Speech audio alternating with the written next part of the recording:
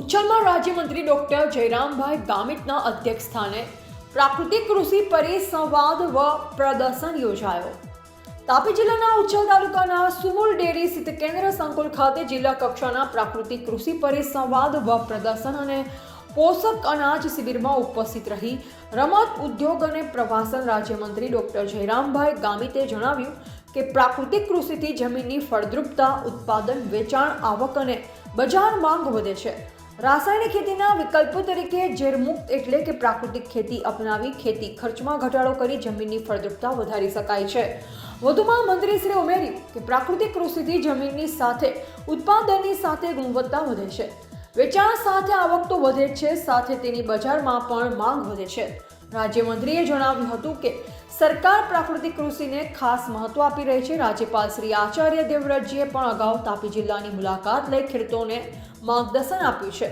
નોંધનીય છે કે મહાનુભાવોના હસ્તે પ્રાકૃતિક કૃષિના મોડલ ફાર્મ બનાવવા માટે લાભાર્થીઓને ₹13,500ની સહાય, આયુષ્માન ભારત યોજના તથા બાગાયત વિભાગ અંતર્ગત ફાર્મ મેકનાઇઝેશન ઘટકમાં લાભાર્થીને ₹1,69,711ના સહાયના મંજૂરી ઓર્ડર એનાયત કરાયા। મહાનુભાવોના હસ્તે પ્રાકૃતિક ખેતી કરતા પ્રગતિશીલ ખેડૂતોનું સન્માન કરાયું। ઉપરાંત તમામ ખેડૂતોએ પ્રાકૃતિક ખેતીથી થયેલા લાભો અંગે પોતાના પ્રતિભાવો રજૂ કર્યા। પ્રશ્નોત્તરી સત્ર દરમિયાન ખેડૂતોના મૂંઝવણભર્યા પ્રશ્નોનું માર્ગદર્શન દ્વારા નિરાકરણ કરવામાં આવ્યું। રિપોર્ટર સુહાસ ઉર્વી, કુકરમુંડા, તાપી।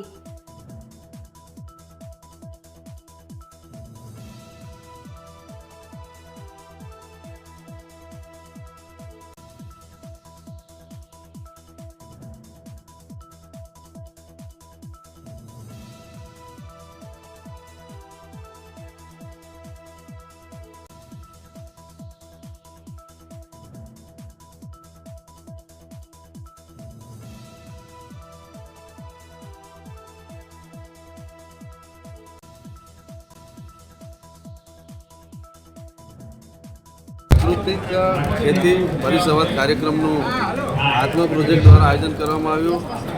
આ કાર્યક્રમમાં પ્રાકૃતિક ખેતીનું મહત્ત્વ અને પ્રાકૃતિક ખેતી કઈ રીતે થાય એના માટે કૃષિ વિભાગના તજજ્ઞોએ ખેડૂતોને માર્ગદર્શન આપ્યું અને આગામી દિવસોમાં જ્યારે આ વિસ્તાર અને પ્રાકૃતિક ખેતીનું નરેન્દ્રભાઈ મોદી સાહેબ દ્વારા જ્યારે આ સમગ્ર દેશમાં અત્યારે આહવાન તેમણે પણ કર્યું છે કે પ્રાકૃતિક ખેતી કરો, પ્રાકૃતિક ખેતીના ફાયદાઓ અને જે પ્રાકૃતિક ખેતી કરે છે એના પાકોની જે આપણી કિંમત એ પણ સારું વળતર મળી રહે એના માટે સરકાર ખૂબ ચિંતા કરે છે।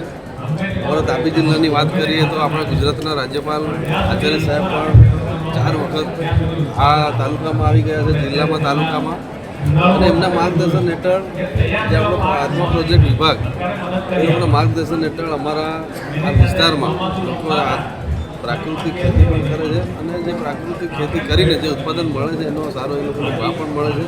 આગામી દિવસોમાં સરકારશ્રીની જે યોજનાઓ ચાલે છે એનો પણ વધારેમાં વધારે લાભ લઈને લોકો જે ખેડૂત કઈ રીતે સતત બને એના માટે સરકાર અને વહીવટીતંત્ર ખૂબ ચિંતા કરે છે। ત્યારે આજે આ કાર્યક્રમમાં અમારા જિલ્લા પંચાયતના પ્રમુખ હેલમસિંહભાઈ વસાવા, અમારા જિલ્લા પંચાયતના મસીદાબેન, સુંદર નગરપાલિકાના પ્રમુખ સારિકાબેન, અમારા ઉચ્છલ તાલુકાના પ્રમુખ મંજુલાબેન, તમામ સરપંચો ખૂબ મોટી સંખ્યામાં ખેડૂતો પણ આ કાર્યક્રમમાં પ્રાકૃતિક